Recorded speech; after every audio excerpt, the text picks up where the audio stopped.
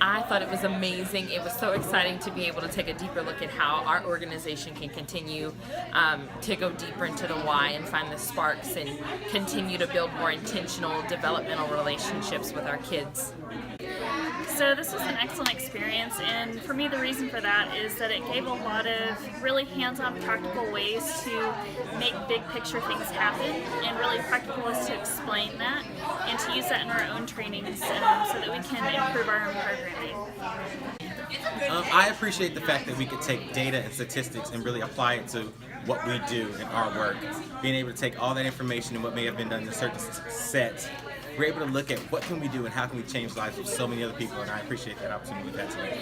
There's a quote by Paulo Freire that says, "If this world were a created, finished world, it would no longer be susceptible to transformation." And I think that the work that the Search Institute is doing in researching on developmental relationships and that Project Transformation doing in building those relationships is vitally important as we seek to make a better world.